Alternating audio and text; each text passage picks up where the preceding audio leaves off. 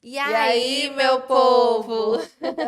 Sejam bem-vindos ao nosso 10º episódio do Linge Pod. Rapaz, já tem 10 episódios, né? Rapaz, chegamos até aqui, viu? E aí, hoje a gente vai fazer uma coisa diferente. A gente resolveu fazer uma dinâmica diferente, né, Narinha? Foi, a gente abriu, né, uma caixinha de perguntas lá no Instagram da Linge.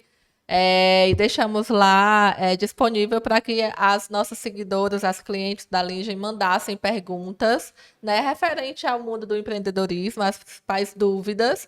E aí a gente selecionou algumas para responder. Assim, se a gente vai responder todas, ninguém sabe, porque a gente fala que só, né? É, Mas a vocês gente já vai estão tentar. acostumados. O bom é que quem já tá aqui porque gosta. Chegou no Já 10º sabe o que esperar, episódio. né? Se você acompanhou todos os outros anteriores, é sinal de que você tá gostando dessas duas papagaios aqui. E se você chegou agora, seja muito bem-vindo. Você caiu de paraquedas aqui, é o seu primeiro episódio. Eu convido a assistir os outros, hein? Como a gente falou, já tem 9 episódios super legais no ar, com vários convidados bem inspiradores. A gente conta da nossa história, enfim. E aí, hoje, a gente vai começar respondendo essas perguntas, né, Narinha? Primeiro quero agradecer à nossa patrocinadora oficial, como sempre, a Linge, né? Não podemos deixar, né? Obviamente, estamos todas de linge. Claro, tem que fazer o jabá, Claro. né? Eu gravidinha, nessa altura aqui da gravidez, minha farda aqui. A gente vai trocando só as cores. É assim E a mesmo. Narinha belíssima, como sempre. Obrigada. Bora lá, Vamos lá. pegar Primeira as peças. pergunta. Eu vou fazer essa primeira e tu começa respondendo. Pode ser? Não, vamos responder juntas. Ixi, Maria. Cadê? Qual Vamos é a lá. primeira? Primeira, loja física ou loja online? PS, para abrir a loja no interior do Ceará. Bora lá. Acho que para começar, né, eu vou falar um pouco por mim. Eu começaria com uma loja online, no sentido de, se você, porque assim, se for para você montar toda uma estrutura de loja física para começar assim, pay-bufo, eu não sei, é porque são muitas Depende de tantas variáveis, né? variáveis, eu ia dizer isso agora, mas se a gente pega assim um briefing desse assim bem pequeno, o que que eu faria? Interior. De repente, se você tivesse uma estrutura para montar um pequeno ateliê na sua casa, enfim, onde você tivesse custos bem baixos, porque aí no interior você consegue receber as clientes, agendando horário e tal, então você teria esse atendimento presencial e eu focaria bastante no online, porque o online, gente, ele tá aí e a gente consegue atender o Brasilzão afora, né? Então, eu inicialmente investiria realmente todos os meus esforços no online. O que é que tu acha, Narinha? Eu acho que depende do modelo de negócio, né? Porque existem alguns negócios que dá para ser online e outros não. Depende do que é que ela Mas vai como ela abrir, tá, ela né? falou que seria de roupa, né? Ela não falou que Ela seria de deixou bem roupa? aberto, né? Mas eu também, como a Izinha falou, eu também iria de online, porque o investimento é bem menor. Eu acredito que existem duas situações, existem várias, mas existem duas situações básicas onde a pessoa ela pode começar com investimento alto. Quando ela já tem know-how em algum outro empreendimento que ela Verdade. já trabalhou, que ela tem conhecimento por trás e ela já pegou toda ali a experiência e tudo que ela precisava e agora ela vai abrir o dela, É, né? E o segundo é quando a pessoa tem as costas largas. exatamente. Tem Ah, dinheiro, tá exato. Ficou uma sobrando. verba aqui para investir e o que eu quero investir é uma loja de roupa feminina, porque é o que eu me identifico e tal. Ah, não, já tenho aqui direcionado que eu quero investir numa loja física. Não, então beleza. Mas se você realmente está começando com pouco, você não tem todo aquele investimento e tal, eu, sem sombra de dúvidas, iria para o online. Obviamente, hoje o online é um campo muito mais competitivo do que ele era há 8 anos, Com quando a gente certeza. começou, é outra circunstância. Mas eu acho que ainda assim dá para você ter sucesso, se destacar, ter um diferencial. A sacada é pensar no que pode ser o seu diferencial. Você que está no interior, né? No caso, poxa, o que que eu posso fazer de diferente que as outras lojas aqui do interior não estão fazendo? Então eu começo, aí você vai começando a ganhar a galera do seu interior, de repente você já está ganhando as adjacências, vai ficar todo mundo desejando a sua marca e você vai conseguindo conquistar fazendo aquilo que você percebe que as outras marcas não fazem. Você tem que procurar uma brecha. O Verdade. segredo é procurar algo ali que você vê que as outras pessoas não fazem. Ah, isso o quê? Às vezes é um atendimento diferenciado, às vezes é uma consultoria. Uma entrega às vezes expressa. uma entrega expressa, um mimo diferenciado, um desejo. Você tem que colocar realmente a cabeça para pensar e entender, botar assim, parar, nossa, eu vou... É o que a E gente fazia muito normalmente, no Zinha, começo, né?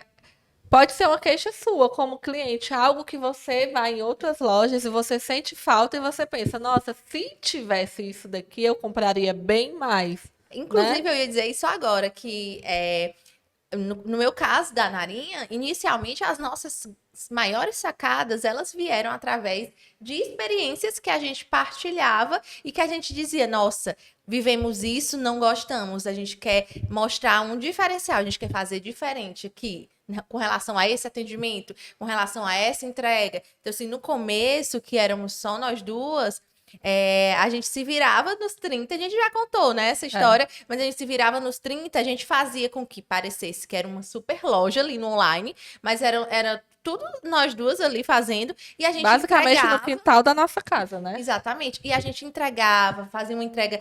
Às vezes a cliente queria um presente de última hora, a gente fazia de tudo, colocava na nossa rota. Não tinha hora para entregar. Não tinha. Às vezes a Lara encaixava antes de ir pro trabalho, ou quando ela saía do plantão. Eu, quando tava indo pra faculdade, ou à noite, tipo assim. Esse começo, gente, a gente rala real mesmo. Você tem É que verdade, o se começo ele é o entregar. mais ralado. Quando você vai começar um negócio, eu acredito que é quando o negócio mais depende de você fisicamente, né? Porque assim, é um negócio pequeno, no caso desse, online, você tem que entender que você é a eu presa. Exatamente. Porque se você já começa contratando várias pessoas, primeiro que você não vai entender nem a demanda, para que essas Isso. pessoas serão Bem contratadas. pontuado, Nara. Segundo, que você vai ter um gasto elevado, vai ser muito mais difícil a sua empresa já começar com saúde financeira. E o bom de você começar fazendo tudo é que quando a sua empresa crescer, você vai delegar com propriedade, já que você já esteve naquele lugar, né? Muito, muito bem pontuado. Verdade. E aí, será que a gente pode passar Eu para a acho que próxima? foi respondida, né? Essa daqui, bem interessante também, inclusive da mesma pessoa. É. Dicas para agregar valor e começar a vender produtos de preço alto.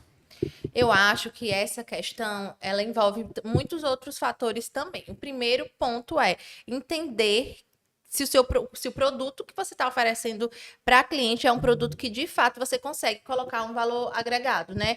Como assim, Isa? Tenha certeza de que você está vendendo um produto bacana, bacana ou no sentido de tecido, ou que ele tem uma modelagem diferenciada, ou que é um A gente falando da moda, né? a Especificamente. gente está voltando mais para moda, mas vocês podem adaptar aí para o negócio de vocês. Mas o primeiro ponto é a honestidade, porque assim, para você perdurar, você tem que ser honesto desde o começo. Então, você não pode simplesmente pegar uma peça que não tem qualidade, que a modelagem não é bacana e querer tacar um valor em cima porque o meu Construindo serviço só o muito bom. brand.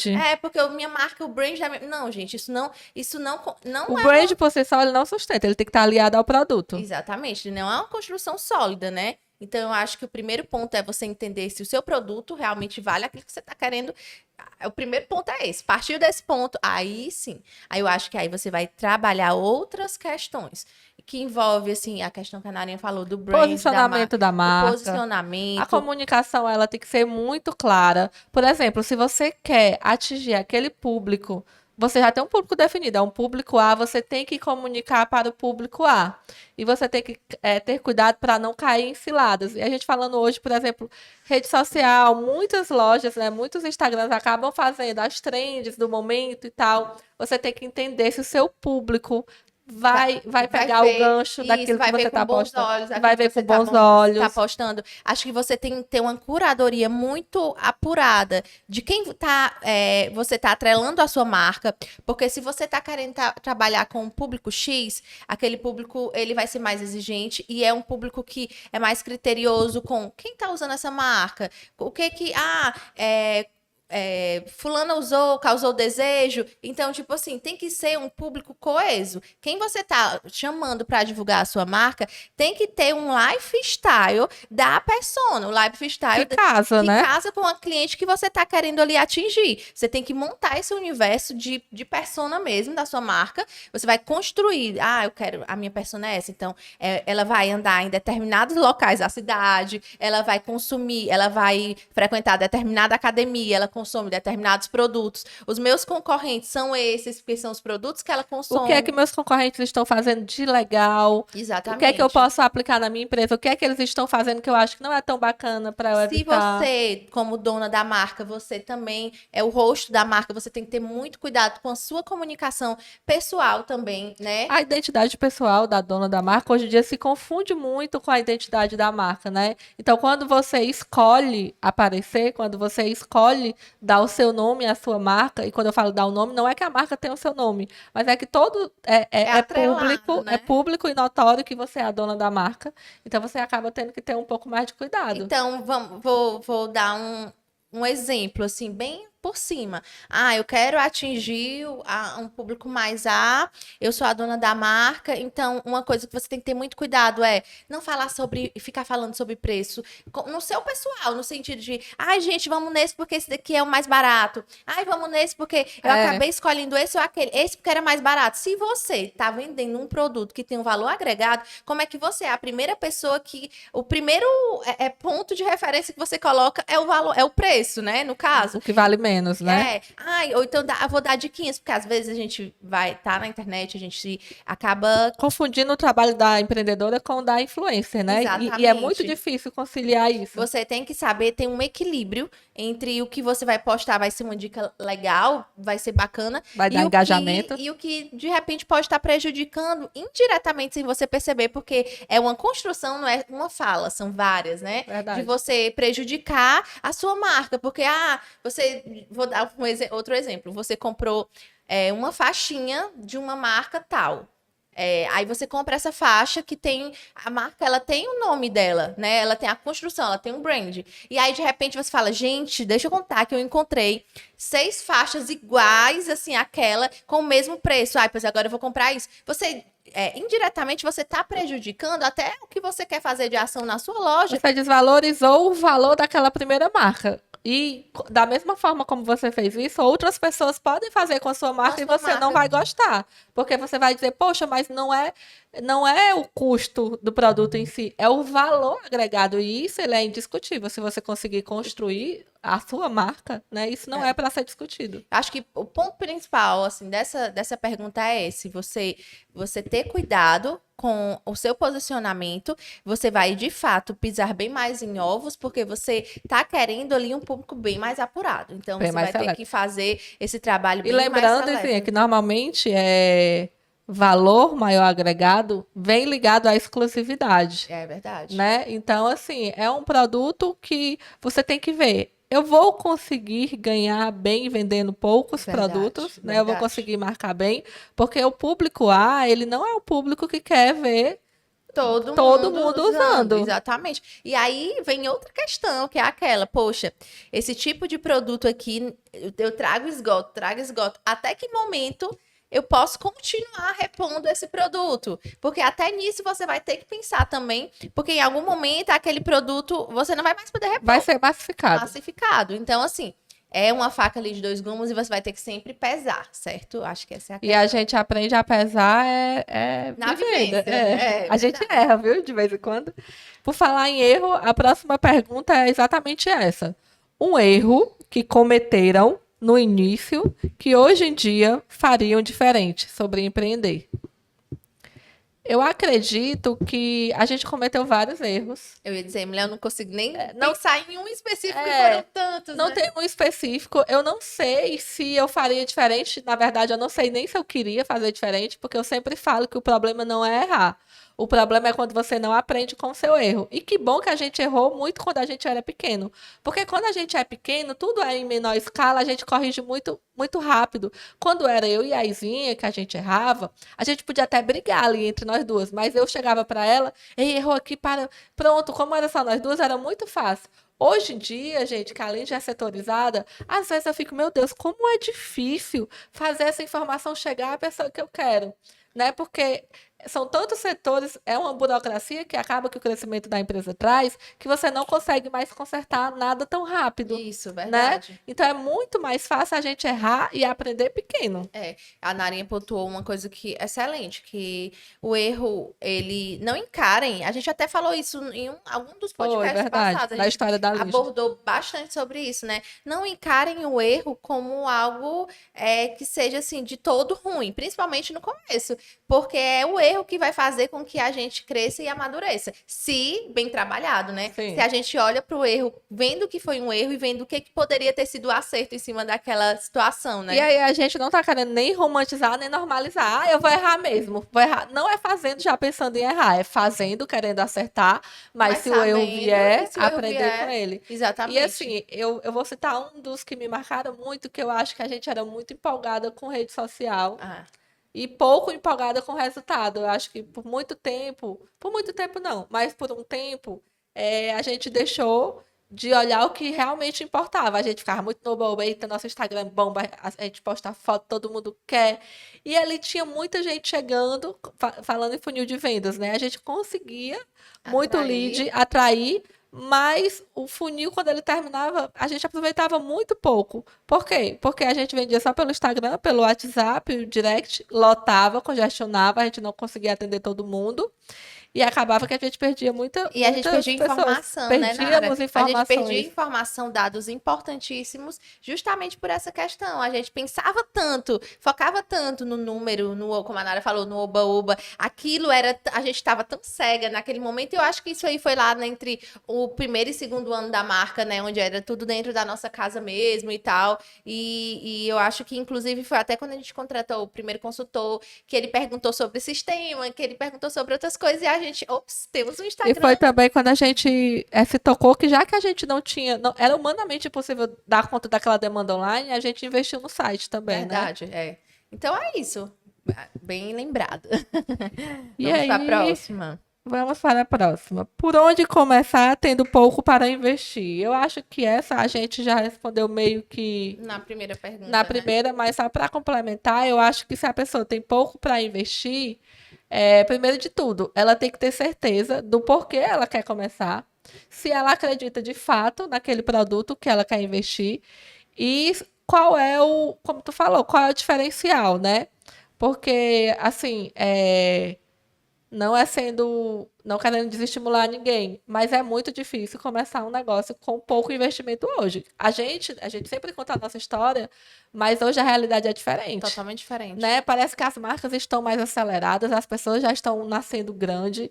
Então, assim, você vai aprender a andar de bicicleta, minha filha, pô, você já tem que começar correndo, É. né? Então, pense bem. E se eu fosse você, eu investiria no produto que você acredita, num produto que dentro das pessoas próximas, que vão ser as suas primeiras influenciadoras, que você vê que essas pessoas vão gostar, vão usar, vão apostar, vão comprar, e você vai poder dar rotatividade a seu primeiro estoque de forma rápida. E eu acho assim, começar, assim que você começa, inicialmente, é fácil, é relativamente fácil, porque existe toda aquela empolgação e o frisson do que é novo, dentro do seu ciclo, dentro das pessoas, do que é novidade. Mas eu acho que, sobretudo, você tem que ter ali um mini, não gosto nem de falar o propósito, mas um mini plano, porque você tem que entender Com o que metas e objetivos bem traçados e com prazos. isso, com pelo menos a curto e médio prazo, porque vai chegar no momento que você passou daquela fase de empolgação, e aí, o que que eu vou fazer agora?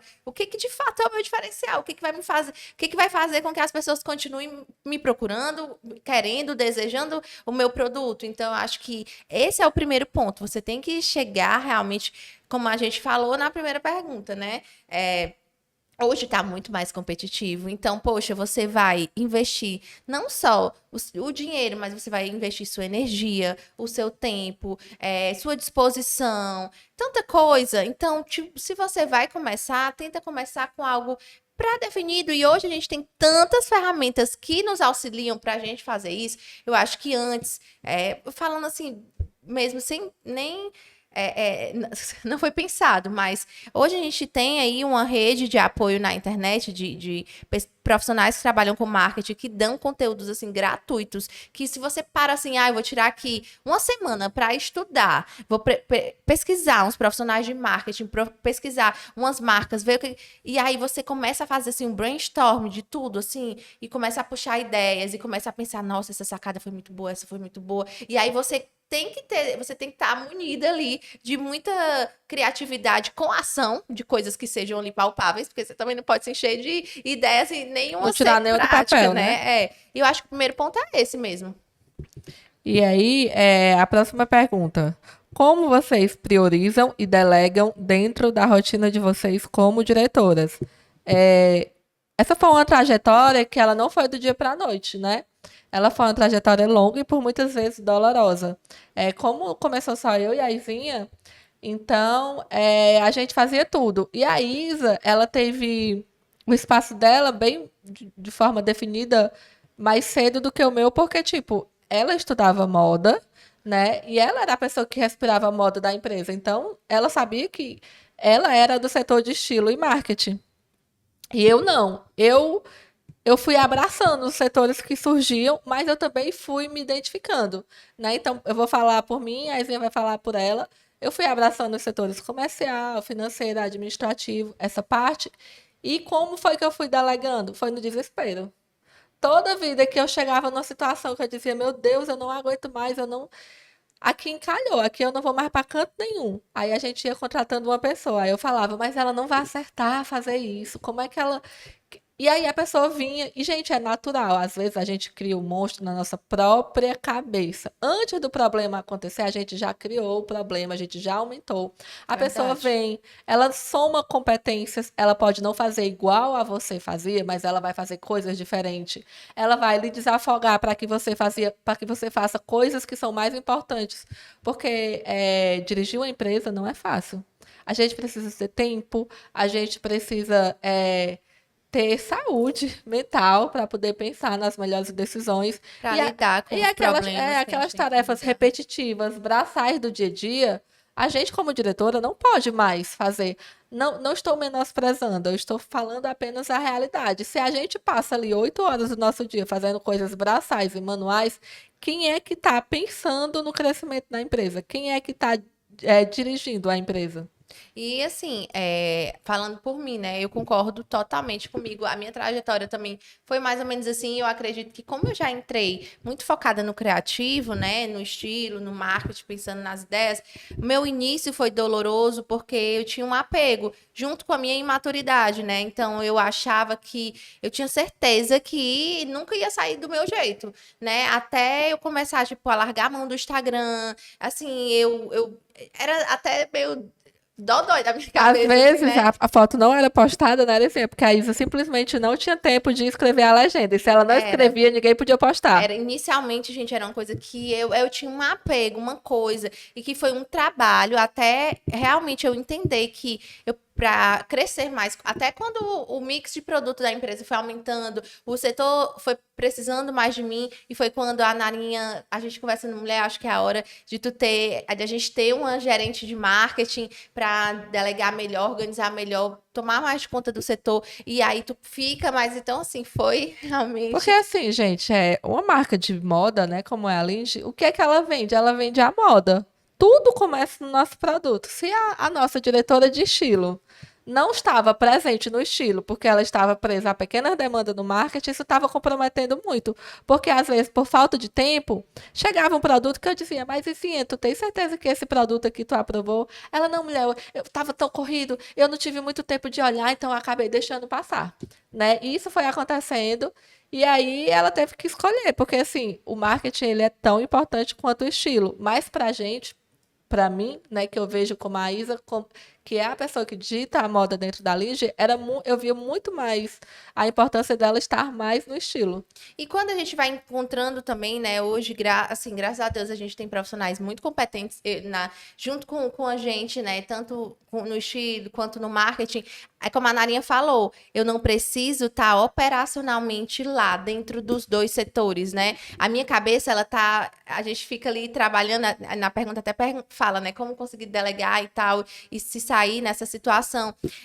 A gente tá sempre trabalhando, a Nara acorda já trabalhando, já passando metas Metas e do com as dia. metas do dia na cabeça, assim como eu já acordo, eu sonho com uma ideia, eu já falo com a estilista, já tô falando com o marketing, pensando nas ideias, mas é justamente isso, a gente não consegue aparar, né? Tá ali diariamente, Onipresente. assim, resolvendo todas as coisas todo momento. Então é bom ter essas pessoas competentes que organizam, que são práticas, resolutivas, que conseguem ter uma tomada de decisão rápida quando às vezes a gente tá com a cabeça em outra demanda. Então, assim, cresce muito mais rápido e eu acho que cresce mais sólido também, né? Eu acho que uma coisa assim importante da gente falar, eu vou voltar o gancho para a pergunta passada, é como delegar. Porque delegar não é uma tarefa muito fácil, mas não é só a gente jogar, pega que o filho é teu, e ir embora e nunca mais voltar, É. né? No começo requer acompanhamento, e aí requer que você Não faça só no uma... começo, né? Acaba que a gente tá sempre Não, acompanhando, né? mas eu tô dizendo assim, no começo requer um acompanhamento ali É diário. verdade, é E aí você verdade. fica até a pessoa, ela pegar a rotina que você quer que ela Verdade. pegue. Quando ela tiver aquela rotina que você já passou para ela, ó, eu preciso que você faça isso aqui todo dia. Isso aqui não, uma vez por semana dá certo, ó, eu preciso que você cumpra esse prazo. Quando a pessoa ela estiver caminhando melhor, aos poucos é como se você fosse desmamando. Você não É. precisa estar ali com ela toda hora, mas você tá ali no grupo do WhatsApp, ou você dá uma passada no setor dela, vê que tudo tá funcionando, e aí vai ficando mais leve. E, Narinho, eu acho que uma coisa que tu falou, que assim, quando você vai dando esse suporte à pessoa, você vai entendendo o ponto fraco dela. Você vai entender o ponto forte e o ponto fraco dessa pessoa. Então, quando você entende, poxa, ela é muito boa nessa parte, não, essa parte aqui, eu já sei que não é algo que eu não me preocupo tanto. Se eu sei que o ponto fraco dela é nesse outro quesito, eu começo a focar mais. Eu vou dar um exemplo, tá? Geralmente, a gente do criativo, por exemplo, o estilo, ele tende a ser muito conceitual, muito no mundo das ideias e tal. E a gente precisa ter uma pegada mais comercial.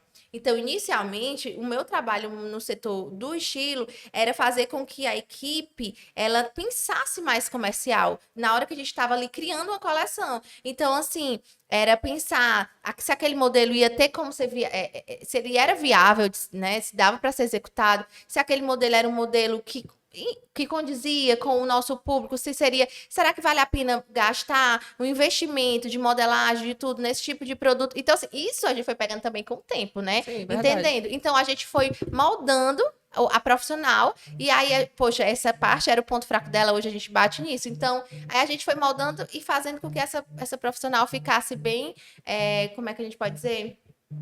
Eu queria dizer, tipo, uniforme, bem. A palavra não Ixi, saiu. agora também tenho palavra. Mas enfim, deu para vocês entenderem, né? Eu vou pegar o gancho da Ivinha para fazer uma pergunta, né? Eu vou pular algumas, mas é porque eu acho que ela já entrou nesse assunto. Quanto tempo leva para criar uma coleção e até ela chegar nas lojas? Eita. Depende muito de como a empresa trabalha, né? No Ah, caso mas a da gente vai falar da gente, nossa né? Da realidade, nossa né? realidade, que é lançamento mensal, Que é uma loucura. a gente começa a pensar na coleção em torno de com 5 meses, mais ou menos, de antecedência, sendo assim mais precisa, porque a gente precisa se antecipar com relação à matéria-prima, entender, né, quais serão o primeiro ponto, Isa, como é o primeiro ponto, assim, quando vocês pensam em criar a coleção, qual o mood board, assim, o ponto de partida. A gente senta e a gente começa a definir cartela de cores. E começa a receber os fornecedores para saber quais os tecidos que eles Não, têm, é porque assim, né? quando o fornecedor vem com os tecidos, no nosso caso, a gente já tem os tecidos que a gente sempre trabalha e a gente sempre está recebendo os fornecedores com as novidades, para entender o que a gente acrescenta no mix, né? Então a gente já tem aqueles tecidos pré-definidos que a gente já trabalha mês a mês. E aí a gente recebe a cartela do nosso fornecedor, a cartela vigente de cores, é a cartela dessa estação. Então a gente escolhe os materiais que a gente vai trabalhar e quais são as cores em cada um desses materiais. Então a gente monta a cartela da coleção. No que a gente monta a cartela da coleção, a gente divide o que vem em cada cor, porque nem todos os tecidos, como a gente trabalha com fornecedores diferentes, às vezes tem um choque de cartela. Às Então, vezes é o mesmo nome, mas a cor não bate. e às vezes ele também não tem, ele não tá com cores, um fornecedor tá com uma cartela, o outro tá com a cartela totalmente diferente porque aquelas cores já esgotaram. Então a gente tem que fazer ali um malabarismo de pensar nas cores que vão casar entre si, do que os nossos fornecedores têm para oferecer, e aí a gente monta o nosso mood board de cores e materiais. Aí é o primeiro ponto. Aí a gente, depois que a gente monta esse mood, aí a gente vai pensar na coleção, porque aí a gente pensa que, tipo assim, a gente tem o material, a gente tem as cores. Então, a gente consegue criar em torno disso. Então, a gente pensa no mood da coleção, aí a gente vai pensar o que que casa com esse tom, porque facilita muito.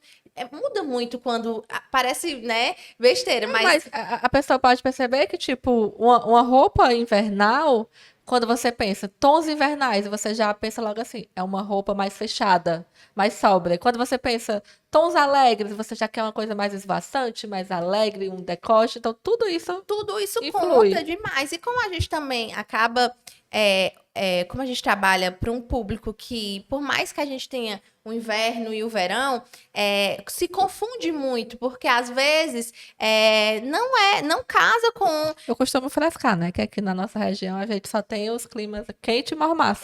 Só tem o quente e o quente, né? Então, até para o estilo, gente, isso é desafiador para a gente que está assim no Nordeste, porque é diferente, a gente não, as cartelas, geralmente, né, os fornecedores, eles seguem essa tendência e essa demanda do Inverno, mercado outono. nacional, que é do inverno, verão, e a gente tenta adaptar para o que é local, porque não dá para a gente também seguir à risca essa cartela, porque não é o mesmo mercado, gente, e se comporta de forma completamente diferente do que você vai vender para um público que está comprando no Nordeste, que está comprando para uma estação, que a gente vai, vamos dar um exemplo, a gente está vivendo São João, quintura, calor, aquela sensação de pessoas próximas no sul, por exemplo, tá frio. Então as pessoas estão vivendo um aconchego, um conforto. É uma outra pegada e às vezes no mesmo período, porque assim, nosso Brasil é imenso. Então a gente também faz esse estudo para ser adequado ao que a gente, né?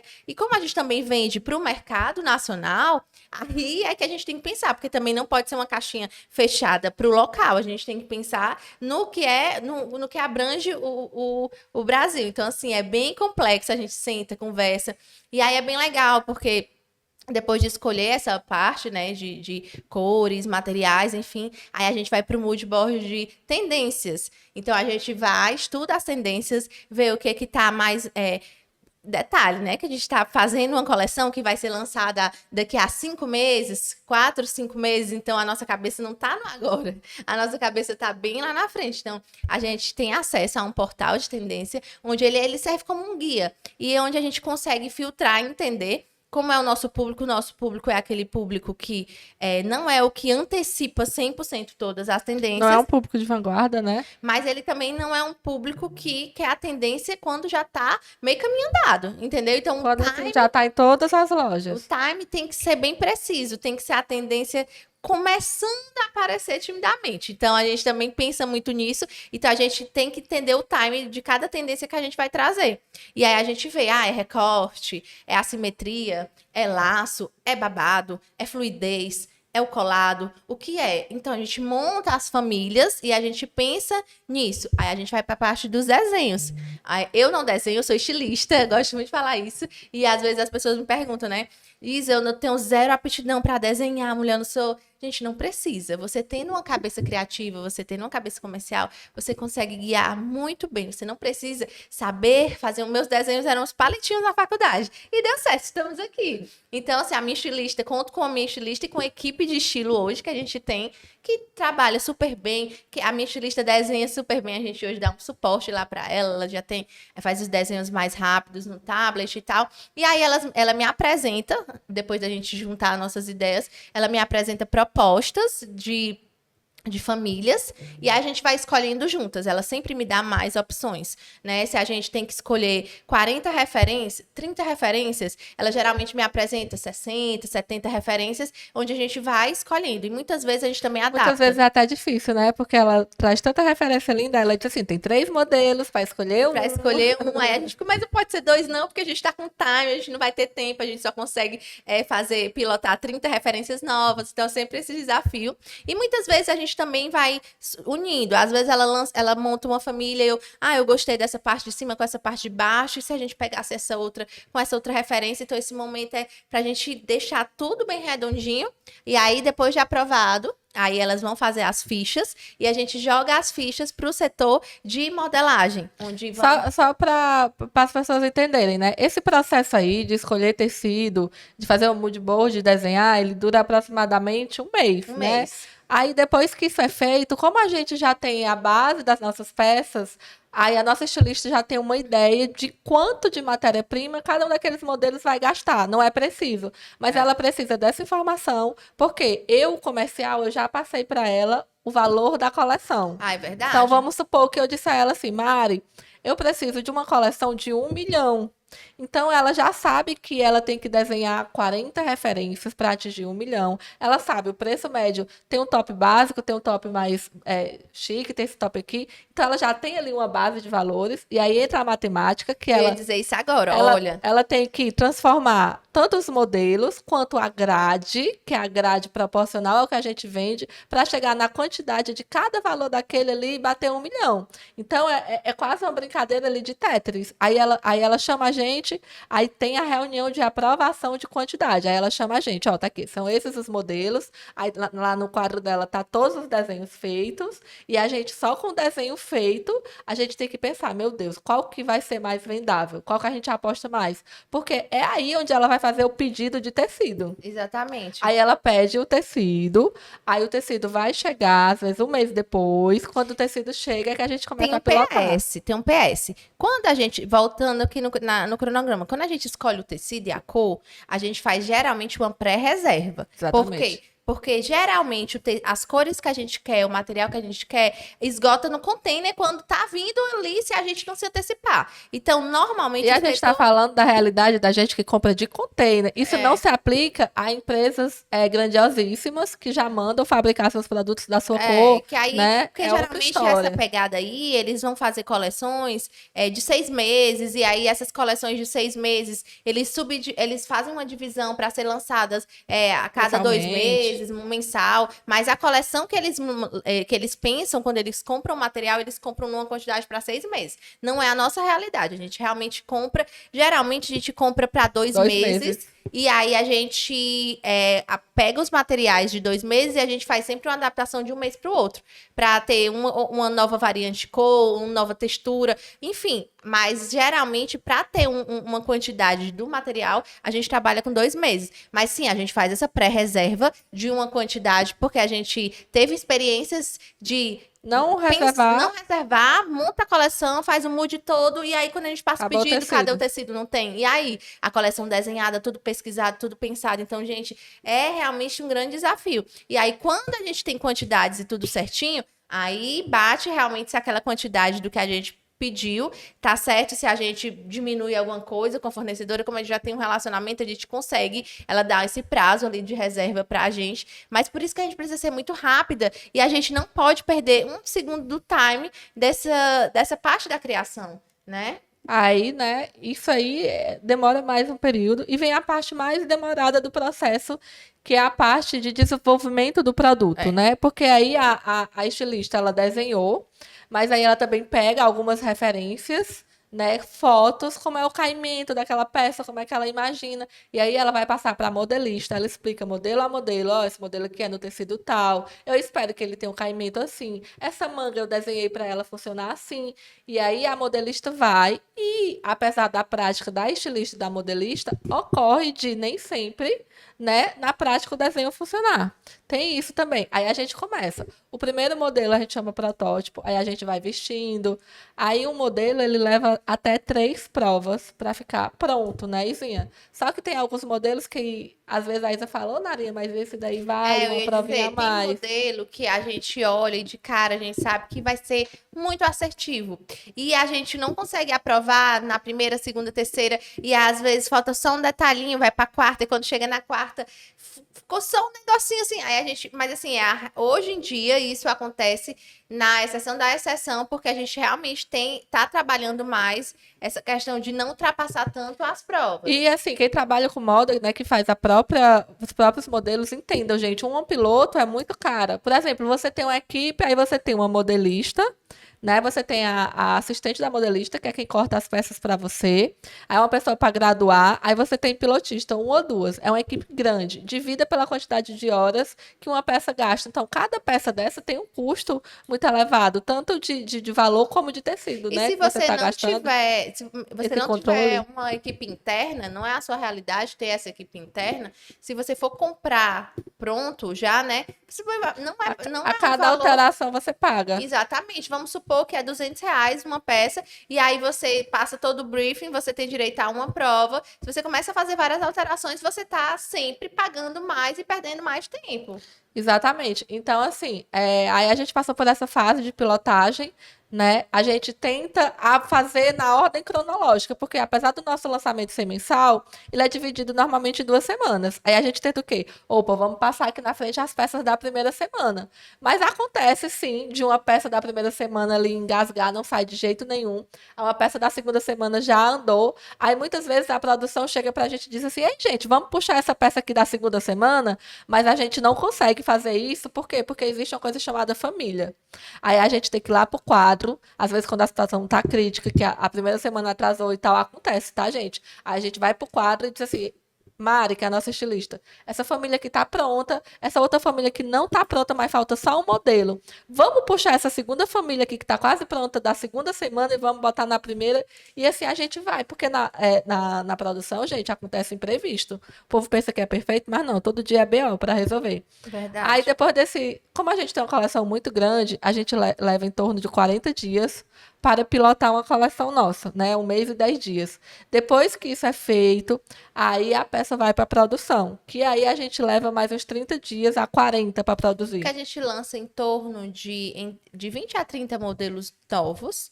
E a gente lança num mês mais ou menos de 50, em torno de 50 numa média, 50 a 60 às vezes, referências, com cada referência tendo sua cartela de cor, né? Então, assim, É muita é coisa. muita coisa, gente. Quando a gente conta, às vezes as pessoas, meu Deus, eu não imaginava que era isso tudo, porque a gente tem que lembrar que é mensal. Então, assim, é um ciclo vicioso de todos os meses, a gente tem esse mesmo time. Não, claro que a variante, né, de quantidade dela vai variar de acordo com cada mês, com o que o comercial passa pra gente, porque se o comercial passa uma coleção maior, óbvio que a gente tenta fazer uma coleção com mais modelos, com uma família mais diferenciada, pra gente não concentrar uma grande quantidade de peças em um só produto, né? A gente tem até foi uma questão que a gente foi mudando também com o tempo, com o mix de produto, porque inicialmente, quando a gente trabalhava muito os bares, os croppeds na microfibra, a gente fazia grades muito altas, né? Às vezes a gente trazia só muitas variantes de cores, mas com grade muito alta daquele produto.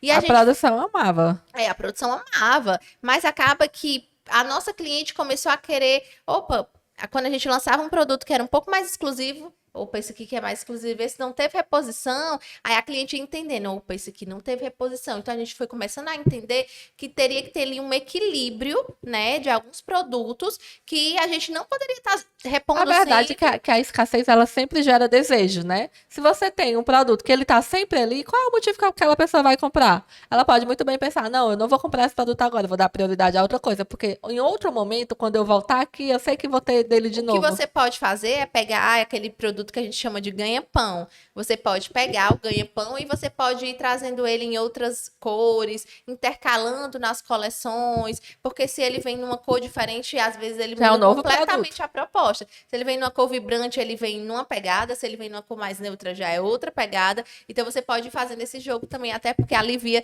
completamente a equipe do desenvolvimento do produto, né? Então, só para finalizar, né, uma coleção ela demora em torno de 3 meses para ficar pronta. No nosso caso, né, por exemplo, a gente agora entramos no prazo de pilotar a coleção de julho, né, e a coleção de agosto já está sendo finalizada, né, a aprovação de desenhos e tal.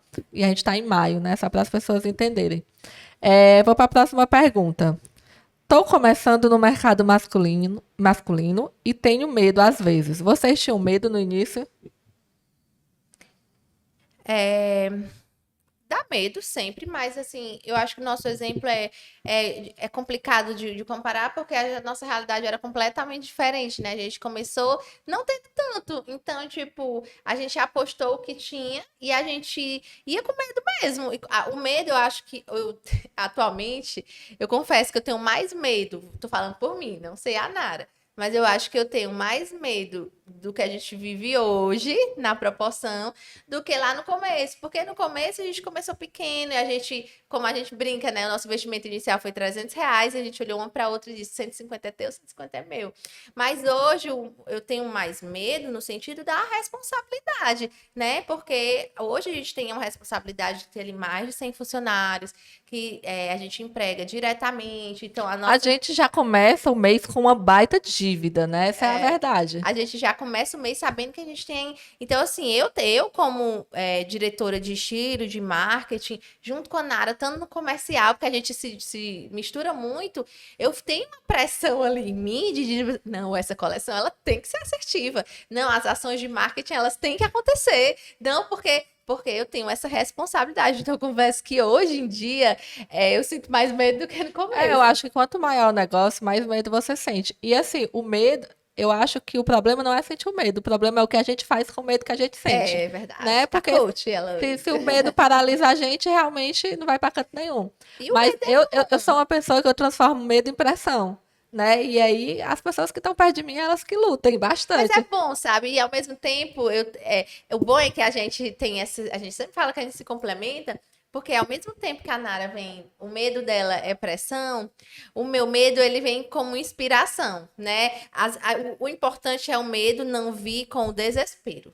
Porque quando o medo me pega com desespero e pega ela com desespero, não Pronto. pode pegar as duas juntas de jeito nenhum. Um dia desse eu tava até conversando com uma amiga minha que também é sócia da irmã dela, e a gente tava falando isso, que tipo, quando uma tá com medo ou tá mais pra baixo, a outra tem que estar lá em cima. Não pode em nenhum momento as duas caírem de uma vez só, porque um é um suporte ali pra outra, né? Então, é isso, o medo ele é bom porque ele deixa a gente ativada, sabe? Se você não tem medo, você não tem aquela Muito adrenalina, relaxado, né? você vai vivendo Zona de conforto. na zona de conforto e você vive uma rotina que é sempre aquilo, aquilo, aquilo. E eu acho que isso até já aconteceu com a gente. Às vezes você está muito confortável, você está fazendo coisas que estão sempre dando certo e de Repetitivas. repente você se vê sem um desafio, você se vê, sabe? Então, quando bate aquele medo de alguma coisa, você se renova. E eu acho que o empreendedor, por natureza, ele gosta disso, É né? verdade. Tem que A gostar, gente não né? gosta, assim, de ter uma vida relaxada, sem nada para se preocupar, E se não. você.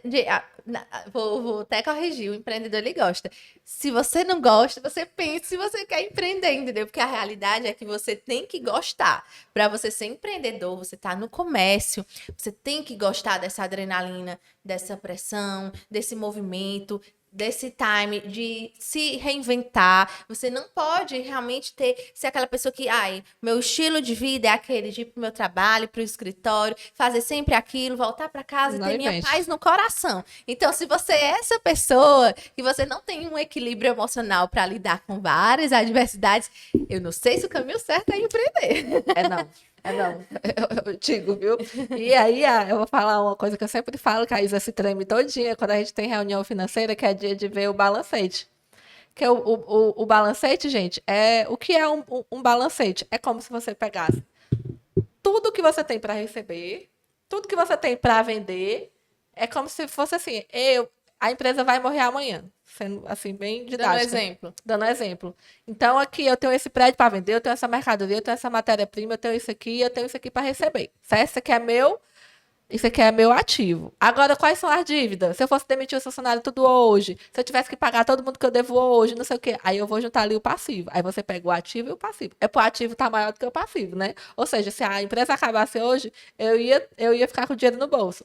Aí, se for o contrário do passivo ser maior do que o ativo, ou seja, se a empresa encerrar, você tiver dívida, né?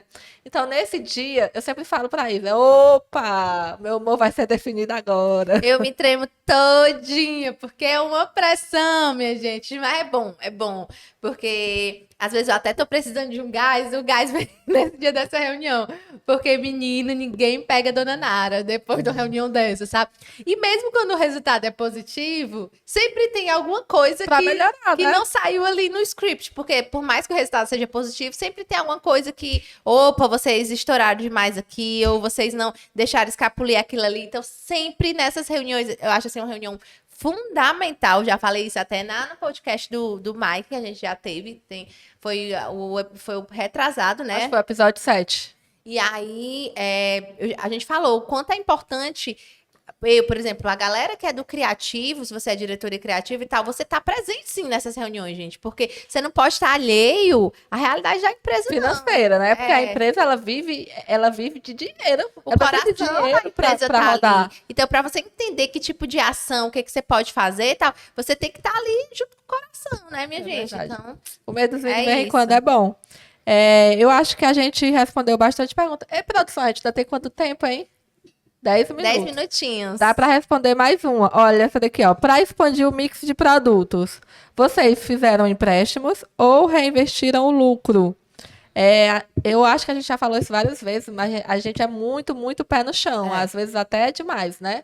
Então, no começo da Linge, para aumentar o mix de produtos, era assim, a gente vendia, era como se a gente vendesse o almoço para comprar a janta. Uhum. A gente vendia um produto, aí aquele dinheiro que voltava, a gente já comprava mais matéria-prima para fazer mais produtos. E quem tem negócio sabe que para você aumentar o mix de produto da sua empresa, é um investimento. Porque se você comprava um produto e gastava R$ 1.000 para ter um estoque, se você vai aumentar para 2, por mais que não aumente para 2.000, mas você já vai aumentar para 1.500. Então, aqueles R$ 500 a mais você vai tirar de onde? Exatamente. Então, e à medida que a empresa é grande, esse investimento ele é maior. Então, a gente pegava o dinheiro e só reinvestia. Eu e a Isa, a gente passou 1 ano e meio a 2 anos sem tirar R$ 1 do nosso bolso da Linge.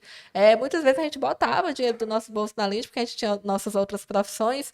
E eu acho que foi isso que deu uma saúde financeira muito boa para a empresa. Junto com isso, né, eu acho que outro ponto que ajudou muito a nossa empresa foi a entender em que ponto o bazar seria benéfico para a gente, né? Então foi quando a gente teve essa, como é que eu posso falar? Não é rotina, a palavra não tá saindo. Essa sacada? A sacada, o costume, né? De saber o time de ter um bazar nosso, como é que a gente se programava para fazer esse bazar, porque hoje a gente faz bazar 2 vezes ao ano. Então, quando a gente faz um bazar, a gente sabe que no bazar a gente consegue ter uma venda bacana. Um grande aporte financeiro e um aporte financeiro bom. em um intervalo de tempo muito pequeno. Muito curto. Então, a gente não vai para um bazar com qualquer coisa, entende? Então, a gente se programa para ir para um bazar. A gente faz um bazar bem feito. Porque a gente sabe que a gente tem hoje um público que aposta, que acredita, que confia. Então, isso também foi dando para a gente um bom suporte para a gente ir crescendo com forças próprias, digamos assim. Dando um bom caixa para a gente, né? E aí, deixa eu ver outra pergunta. Vamos lá. Para encerrar. Que essa outra a gente respondeu rapidinho, né? Narinha e Vinha, de onde vêm tantas ideias lindas para os looks? Sou cliente fiel. A Ivinha já falou, né? A gente paga uma plataforma de tendências e só para leigo entender, porque eu sou uma das leigas, gente, a plataforma ela aponta a tendência. Nem todas elas vão se concretizar. Cabe a cada uma das marcas fazer uma curadoria, né? Quando a plataforma lança ali aquelas tendências, que a gente vai projetar uma coleção para 5, 6 meses, é muito do feeling comercial da equipe de estilo tentar entender qual ela acha que o mercado vai comprar e, além disso, qual ela acha que casa com a persona da marca. E aí tem que ter muito cuidado, porque às vezes uma tendência a dona gosta da tendência e tal, acha linda, mas será que o público dela vai comprar aquela ideia? Então, assim, eu acho que a gente teve a sorte, né, de a Izinha ser muito comercial, porque ao mesmo tempo que ela é a estilista, que ela é a diretora de estilo da Linge, ela também é muito comercial. Ela não é aquela pessoa que quer só fazer um desfile de moda, vou desfilar ali lindo e maravilhoso, umas roupas que ninguém vai usar, né? Eu acho que isso daí foi a grande sacada da Linge. Eu acho que, como a Narinha falou, né, a gente consegue pesquisar, estudar muito. Uma coisa que eu falo, moda não é só, eu amo, eu adoro moda, adoro me vestir bem e tal, mas como qualquer outra área, você tem que estudar, você tem que pesquisar, você tem que estar munido de informação, você tem que estar munido de inspiração. Às vezes, até as pessoas perguntam, Isa, eu queria me vestir melhor. Não vou falar nem no universo de marca, vou falar no universo de pessoa. Eu queria muito me vestir melhor, sei lá, tá? Resgatar minha autoestima. Como eu faço para me descobrir? Eu acho que o primeiro ponto, eu até dizia muito isso pra Nara, você entender, definir o seu estilo. Poxa, eu me identifico com fulana, cicrana, beltrana. Esse é o tipo que eu me identifico. Você tem que, primeiro, saber que aquilo dá pra você. Como saber o que se identifica? É aquilo que você veste e você olha no espelho e você fala, isso é muito eu. Nossa, amei, tá diferente, tá estiloso, eu gostei. Às vezes você segue uma pessoa, você vai querer copiar ali um look dela que tá super tendência, você se olha no espelho e você não se enxerga. Você vê que, tipo assim, meu Deus, isso não sou eu. Parece que só combina naquela pessoa, porque quando eu fui botar, porque você precisa primeiro ter esse autoconhecimento de saber o que é que você gosta, né? Começa daí. Aí depois você vai começando a filtrar. E você vai seguindo, você vai acompanhando, você vai estudando, você vai para portais de tendências gratuitos que hoje tem inúmeros. A gente tem ali um Pinterest da vida, a gente tem várias plataformas o Instagram, o TikTok, enfim, gente, todas as plataformas aí que estão à nossa disposição pra gente ir filtrando, entendendo, opa, eu gosto disso, eu gosto daquilo. E hoje o algoritmo, gente, assim como ele é bem, a gente sabe que ele é bem astuto, mas ele também vai muito pro nosso lado. Ele vai jogando pra gente, ele vai vendo, opa, ela salvou mais disso, ela curtiu mais isso, então eu vou entregar mais isso pra ela. Então, até nisso, o algoritmo tá muito ao seu favor. Então, você pode ir começando a pesquisar, apurar, e com o tempo, você vai percebendo que você vai criando seu próprio DNA, sabe? Mas isso veio porque você parou, pesquisou, estudou, tirou um tempo, Se permitiu. foi atrás de referências e tal. Então você realmente precisa dar. Não é só assim, quero me vestir melhor, vou ali numa marca, vou me encher de grife. Não, não é isso, sabe? Eu acho que vem muito mais ali de você se descobrir primeiro. Eu acho que, tipo assim, a verdade, ela transparece muito, né? Eu acho que quando você veste algo que você não se identifica, você parece montada. Porque você não segura a sua expressão corporal, nada em você segura aquele look. Mas quando você se veste de uma forma que você se enxerga, que você se sente bem, que você se sente confortável, você é como se você andasse com a luz. As pessoas Claro, é percebem outra. que ali é você. Então, assim, a gente tem que aprender o que é para admirar, mas deixar só naquela pessoa porque não combina com a gente. É possível, sim, admirar sem querer copiar. E o que é que a gente realmente admira numa pessoa e, poxa, mas isso faz tanto meu estilo, eu vou adaptar aqui do meu jeito, do jeito que eu posso. Né? E assim, é uma evolução, gente. Todo mundo olha para trás, em algum momento olha uma roupa sua e tal, e diz assim, meu Deus do céu, eu usei isso aqui. Mas naquela época, com o conhecimento que você tinha, com a moda daquela época, era o possível. E à medida que você vai investindo, você vai evoluindo cada vez mais. Verdade. E é isso, né? Acho que a gente encerrou. Adorei Foi muito Já te rápido. respondeu bastante coisa, né? Eu gostei dessa ideia. Vou abrir mais caixinhas pra gente trazer aqui. Da próxima, a gente devia ter colocado os nomes, respondendo fulano, ciclano, né? Esquecemos. Mas aí na próxima caixinha a gente coloca os nomes pra ter essa interação com vocês. Foi muito bacana. Quer falar alguma coisa, Narinha? Não, quero só agradecer as perguntas, né? Foram ótimas. Tinham várias outras. A gente não conseguiu responder. A gente se entrega mesmo. Quando a gente vai responder, a gente não quer responder de qualquer jeito. Quando a gente olha, a gente já está fazendo aqui uma verdadeira palestra monotemática, né? Somos nós. Gente. Mais uma vez, quero agradecer a todos vocês que chegaram até aqui, que ouviram o nosso podcast até o fim. É só lembrando que os nossos podcasts estão sempre disponíveis nas quartas-feiras, né? A frequência é quinzenal, tanto no Spotify quanto no YouTube. E a gente sempre posta também no Instagram da Linge, né? Relembrando vocês. E a gente tá aqui graças a vocês que foram gostando. A gente ia fazer só uns, né? Uma edição especial. Verdade. E aí foi ficando. Foi ficando e a gente tá amando.